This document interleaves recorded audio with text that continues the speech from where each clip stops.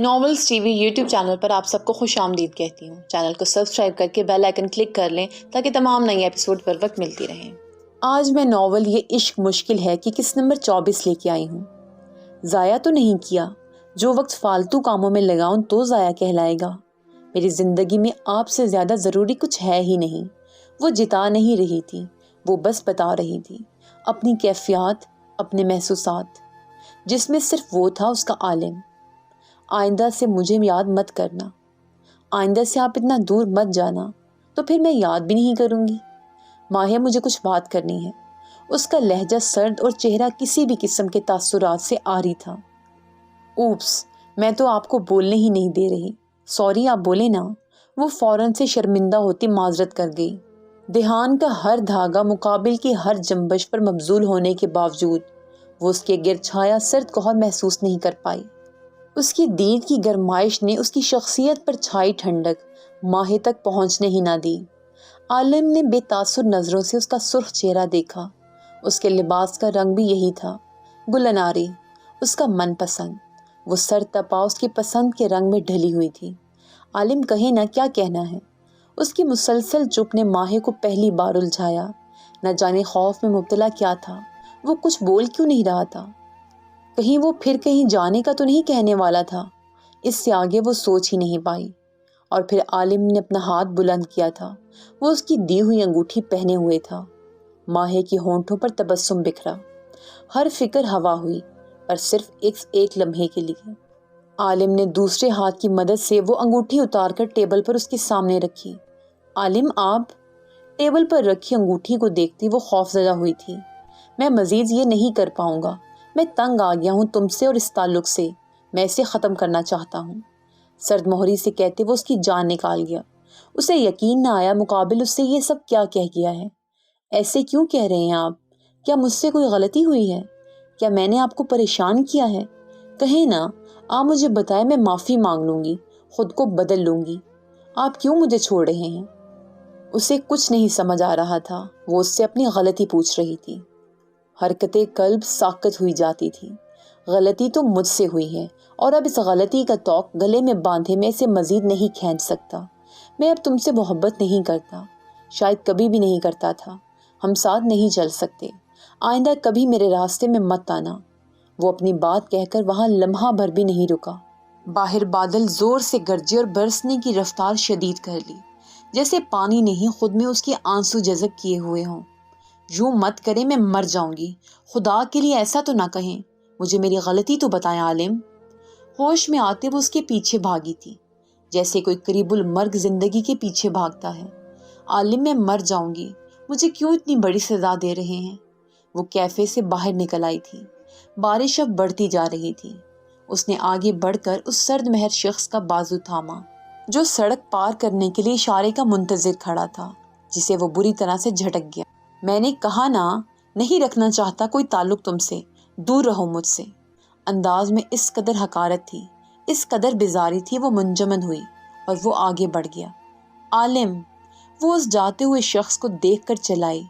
Manchester کی سڑک پر تنہا کھڑی وہ بارش میں بھیگ رہی تھی، مگر مقابل نے ایک بار بھی پلٹ کر اسے نہیں دیکھا تھا۔ شاید کہتا تھا، تم نے مڑ کر بھی نہ دیکھا تو کوئی بات نہیں۔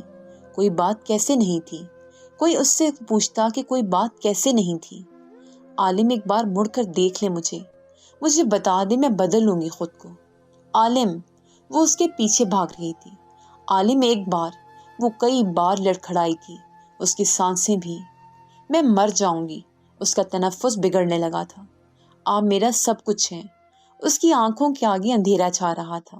اس کا سب کچھ دور جا رہا تھا۔ میں سب چھوڑ دوں گی، سب کچھ چھوڑ دوں گی۔ اس کا دماغ پھٹنے کے قریب تھا۔ میری بات تو، اس سے اب بولا نہیں جا رہا تھا، مگر وہ اپنی آواز اس تک پہنچانا چاہتی تھی، یہ سمجھے بغیر کہ وہ اب سننا نہیں چاہتا۔ اس کے پیچھے بھاگتے وہ گر کر اٹھی تھی۔ دل جیسی خراشیں ہتھیلی پر آئیں اور روح جیسے زخم کوہنیوں پر۔ محبت ہاتھوں میں سے ریت کی طرح پھسل رہی تھی۔ عالم، وہ پوری طاقت سے چلائی تھی، جتنی بھی اس کے پاس باقی بچی تھی، جتنے وہ اپنے لفظوں سے اس کے جسم کو کشید کر کے اپنے ساتھ نہیں لے گیا تھا۔ اس کے ہونٹوں کے اوپر سرخ رنگ کی لکیر تھی۔ وہ اس سے دور جا رہا تھا، بھاگتے بھاگتے اس کے قدم لڑکھڑائے تھے، سنبھالنے والے ہاتھ اس کے پاس نہیں تھے، وہ منہ کے بل گری تھی اپنی محبت کی طرح۔ بارش کے پانی میں سرخ خیال نے اپنی جگہ بنائی، وہیں لوگوں کا ہجوم اب اس کے گرد جمع ہو رہا تھا۔ بند ہوتی آنکھوں نے جو آخری منظر دیکھا تھا وہ اس کے دور جانے کا تھا۔ تپتے صحرا میں وہ ننگے پیر کھڑی تھی، اس کے گرد نہ جانے کتنے لوگ تھے جو اس کی حالت زار پر کہکا لگاتے، اسے اس کی شکست کا احساس دلاتے رونے پر مجبور کر رہے تھے۔ پرتپش صحرا جس کی ریت آگ سے زیادہ گرم تھی، اس کے پیروں پر آبلے پڑنے لگے تھے۔ ان انجان چہروں میں اس نے ایک شناسا چہرہ تلاش کرنا چاہا اور پھر اسے وہ دکھا۔ ہاں، کئی لوگوں کے ہجوم میں بھی وہ تھا، چہرے پر سرد تاثرات، آنکھوں میں سرخ لکیریں۔ عالم مجھے بچا لے، عالم میرا ہاتھ تھام لے، وہ اسے پکار رہی تھی۔ اس کے گرد ایک آگ کا دائرہ بن رہا تھا جس کے درمیان وہ کھڑی تھی، یہ آگ اسے نگلنے کو تیار تھی۔ مجھے بچائیں عالم، اسے آگے بڑھتے دیکھ کر وہ چیخی، مگر دوسری طرف اسے سن نہیں سکا تھا، بلکہ وہ اس آگ کے پاس سے گزرتے آگے بڑھ گیا۔ اس کا وجود آگ کے شعلوں کی لپیٹ میں تھا، وہ چلا رہی تھی، وہ اس سے مدد مانگ رہی تھی، وہ اسے ایک بار پھر چھوڑ کر جا رہا تھا۔ زمین پر گھٹنوں کے بل گرتے اس کا وجود بے جان ہوا تھا، اسے لگا جیسے کوئی اسے پکار رہا ہے، اس کا اپنا۔ امید کی ڈوری تھامے ایک جھٹکے سے اس نے آنکھیں کھولی تھیں، مگر یہ کوئی صحرا تو نہیں تھا، دوائیوں کی اسمیل اس کے گرد پھیلی ہوئی تھی۔ ماہے، اپنے نام کی پکار پر اس نے نگاہیں اٹھائیں۔ میری بچی، ماہے، میری جان۔ اس پر جھکی عائشہ اس کا ماتھا چوم رہی تھی۔ تو کیا وہ سب خواب تھا؟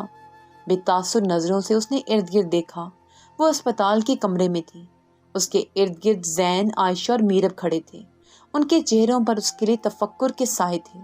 میں یہاں، اس نے اٹھ کر بیٹھنے کی کوشش کی تھی، تبھی زین نے آگے بڑھ کر اسے سہارا دیا۔ ماموں، ماموں کی جان، میں یہاں کیا کر رہی ہوں؟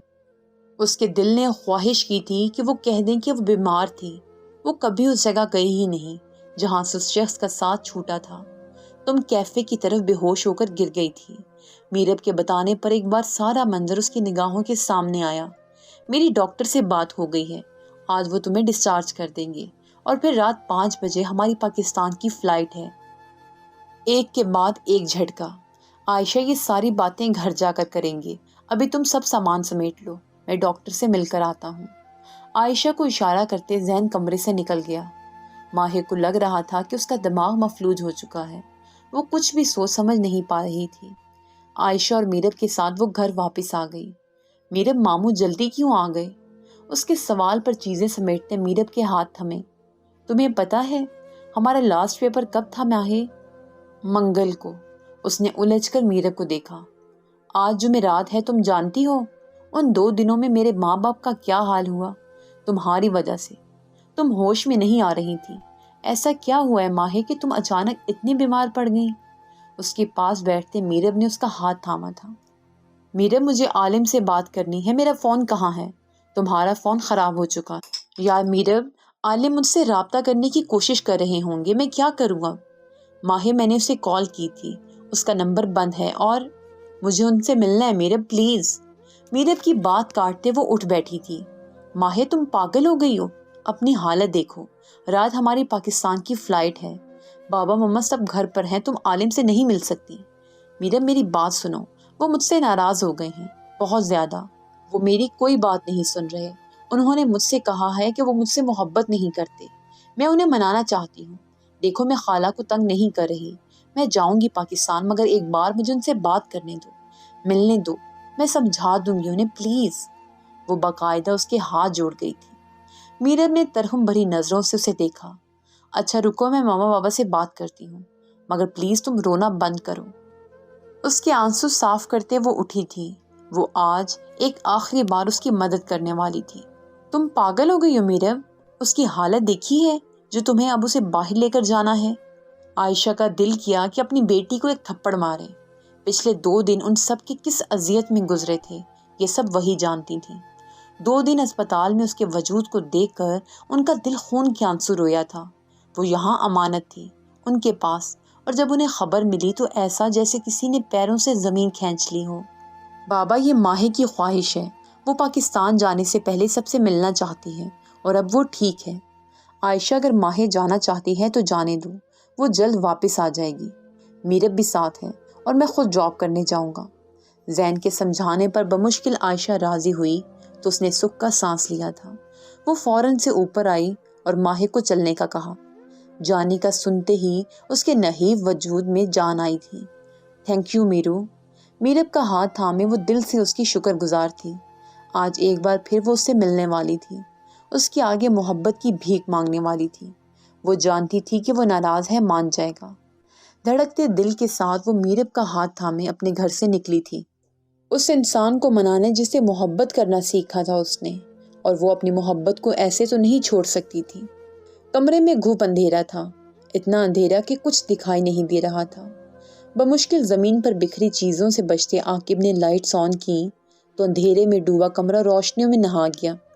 عاقب نے بیڈ پر اوندھے منہ لیٹے عالم کو دیکھا۔ زندگی میں اندھیرے کیا کم ہیں جو کمرے میں بھی اب اندھیرا کر کے بیٹھ گیا ہے۔ کھڑکیوں سے پردے سمیٹتے وہ تپ کر بولا، عالم میں تجھ سے بات کر رہا ہوں، تجھے سنائی نہیں دے رہا کیا؟ اس کے چہرے پر سے تکیہ ہٹاتے وہ غصے سے بولا تھا۔ اس شخص نے قسم کھائی ہوئی تھی اس کا دل جلانے کی۔ اٹھ۔ اس سے پہلے عاقب اپنی بات مکمل کرتا ڈور بیل بجی تھی۔ تعصب بھری نظروں سے عالم کو دیکھ کر وہ باہر گیا تھا، مگر اگلے ہی لمحے وہ تیزی سے واپس کمرے میں آیا۔ عالم ماہے، عالم باہر ماہے آئی ہے۔ اس نے عالم کے سر پر دھماکہ کیا تھا۔ عالم پلیز میری بات سنیں، دروازہ کھولیں عالم۔ ماہے کی آواز اس کی سماعتوں سے ٹکرائی، وہ رو رہی تھی۔ اس نے سختی سے اپنی مٹھیوں کو بھینچا۔ اسے اندر بلاؤ عاقب۔ کبھی نہیں عالم، اب بس بہت ہو گیا۔ ٹھیک ہے اب باہر مت آنا۔ اسے وارننگ دیتے وہ شرٹ پہنتے باہر آیا اور دروازہ کھول دیا۔ وہ اس کے سامنے تھی۔ اس دن کے بعد وہ اسے اب دیکھ رہا تھا، زرد چہرہ، نکاحت زدہ وجود۔ یہ وہ ماہے تو نہیں تھی جس سے وہ ملا تھا۔ عالم، اس نے زیر لب اس کا نام پکارا۔ پل پل مرتا دل ایک بار جی اٹھا تھا۔ کیوں آئی ہو یہاں؟ اس کے لہجے میں بلا کی سرد مہری تھی۔ ماہے کو ڈھونڈنے سے بھی اس کے چہرے پر شناسائی کا تاثر نہیں ملا۔ عالم، شٹ اپ، نام مت لو اپنی زبان سے میرا۔ تم جیسی ڈھیٹ لڑکی میں نے آج تک نہیں دیکھی۔ اس دن کہہ تو دیا تھا کہ جان چھوڑو، اب یہاں کیوں آئی ہو؟ وہ یک لخت ہی اس پر چیخا تھا۔ وہ لفظ نہیں، زہر میں بجھے تیر تھے جو سیدھا اس کے دل میں پیوست ہوئے تھے۔ مجھے میری غلطی تو بتا دیں۔ ٹھیک کہتا تھا وہ، ڈھیٹ تو وہ واقعی ہو گئی تھی۔ سچ سننا چاہتی ہو نا؟ اس کے زرد بھرتے چہرے پر نگاہیں جمائے آج وہ بے رحمی کی ہر حد پار کرنے والا تھا۔ کیا کہتی ہو تم؟ محبت کرتی ہو مجھ سے؟ کرتی ہوں عالم، بہت کرتی ہوں۔ آنسو تواتر سے اس کے عارض پر بکھرتے جا رہے تھے۔ میں نہیں کرتا۔ جانتی ہو کیوں؟ کیونکہ مجھے تم جیسی لڑکیوں میں کوئی دلچسپی نہیں جو ماں باپ کو دھوکہ دے کر لڑکوں سے تعلقات رکھتی ہیں۔ نفرت ہے مجھے ان لڑکیوں سے، آئی سمجھ؟ اور تم بھی انہی لڑکیوں میں سے ایک ہو۔ غلطی ہو گئی مجھ سے جو تمہارے ساتھ ہنس کر بات کر لی۔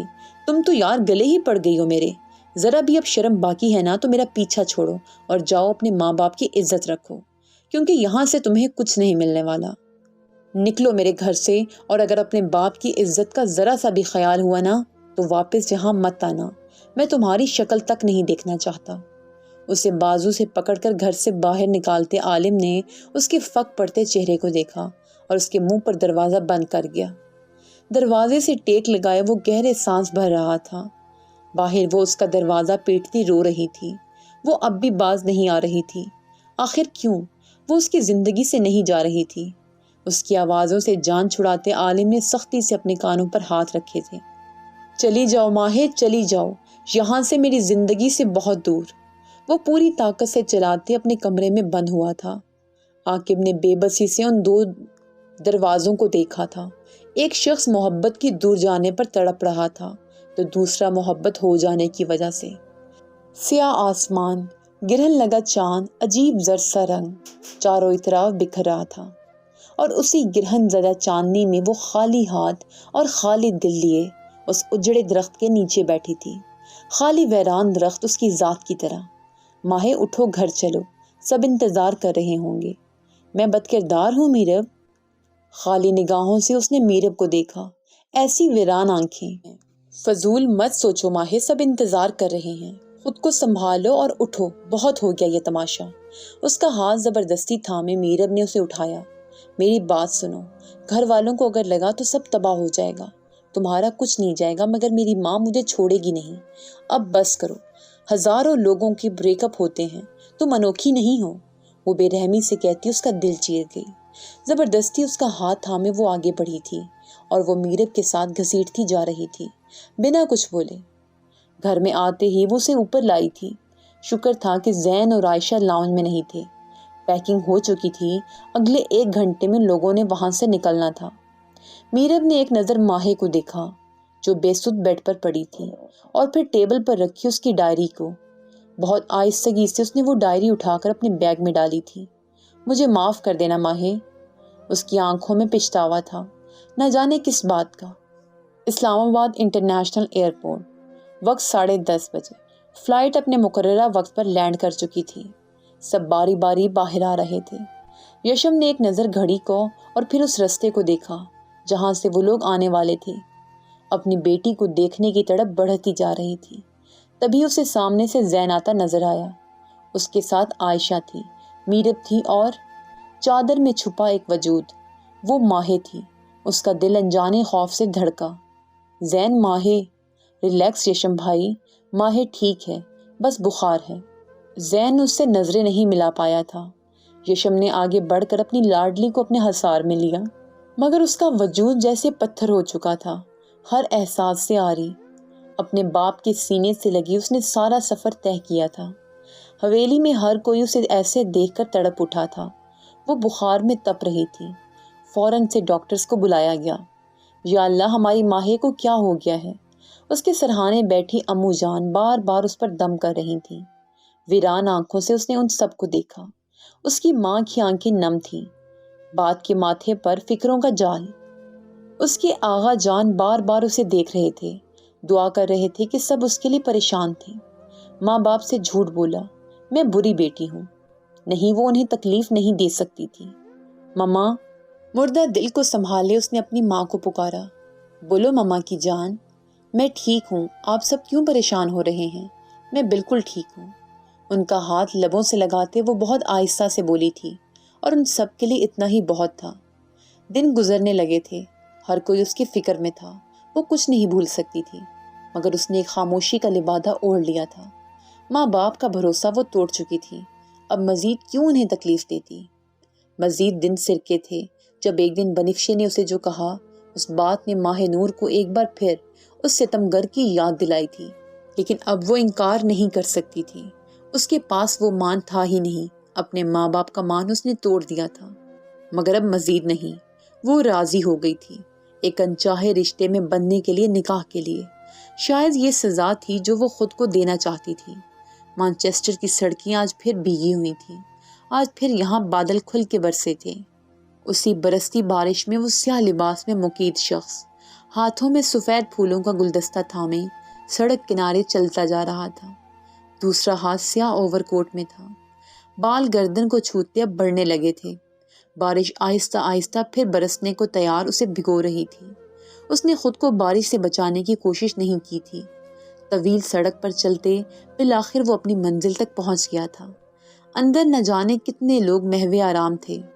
سرخ آنکھوں سے اس نے آسمان کی جانب دیکھا، اور پھر اس کے قدم ایک سمت بڑھے تھے، اور پھر وہ رکا تھا۔ گلدستہ سامنے رکھتے وہ وہیں بیٹھ گیا۔ کیا آپ ناراض ہیں مجھ سے؟ میں اتنے دن آپ سے مل نہیں سکا۔ آپ کے پاس نہ آنے کی ایک وجہ ہے، جانتی ہیں کیوں؟ کیونکہ میں شرمندہ تھا، خود سے، آپ سے۔ میں کیسے نظریں ملاتا آپ سے جب میں خود سے نظریں نہیں ملا پا رہا تھا؟ میں آپ سے کیا وعدہ پورا نہیں کر سکا۔ ایسا نہیں ہے کہ میں نے کوشش نہیں کی، میں نے کوشش کی، بار بار کی، مگر اس کی معصومیت نے میرے قدم ڈگمگا دیے۔ میں جب جب اسے دیکھتا تھا مجھے یہ بات دہرانی پڑتی تھی کہ وہ میرے دشمن کی بیٹی ہے، اور وہ ہر بار میرا دل پلٹ دیتی تھی۔ آپ جانتی ہیں، اس نے میرے لیے وہ کیا جو آج تک کسی نے نہیں کیا، آپ نے بھی نہیں۔ وہ میرے لیے لوگوں سے لڑتی تھی، میری تکلیف پر وہ پاگل ہو جاتی تھی۔ وہ ہولے سے ہنس پڑا، پرانے منظر یاد آنے لگے تھے۔ آپ نے کہا تھا دنیا شاطر ہے، لوگ برے ہیں، مگر وہ نہیں تھی۔ میں جب جب اس کی آنکھوں میں دیکھتا تھا نا، مجھے سکون ملتا تھا۔ آپ کو پتہ ہے جب زیکے مجھے مارنے آیا تو وہ اچانک سامنے آ گئی مجھے بچانے۔ میرا غصہ وہ پھر ہنسا تھا، تکلیف دہ ہنسی۔ آپ کہتی تھی میں ایک آتش فشاں ہوں جو کبھی ٹھنڈا نہیں پڑتا، لیکن جب اس نے میرا چہرہ تھاما میں بالکل خاموش ہو گیا۔ میرے وجود کی ساری تلخیاں وہ خود میں سمیٹ گئی۔ میں نے اس کی آنکھوں میں درد دیکھا، ویسا درد جیسے کسی اپنے کی چوٹ لگنے پر آپ محسوس کرتے ہیں۔ اس دن میں نے سوچا تھا مجھے جلد از جلد اسے برباد کرنا ہے تاکہ وہ مجھ پر حاوی نہ ہو سکے، لیکن جب وہ مجھ سے دور ہوئی نا تو ایسا لگا میرے ارد گرد اندھیرا ہو گیا ہو، اور اس اندھیرے میں کوئی میرے گلے میں انجانا سا توک ڈالے مجھے گھسیٹ کر وحشت کے انہی راستوں پر لے جا رہا ہے جہاں میں رہا کرتا تھا۔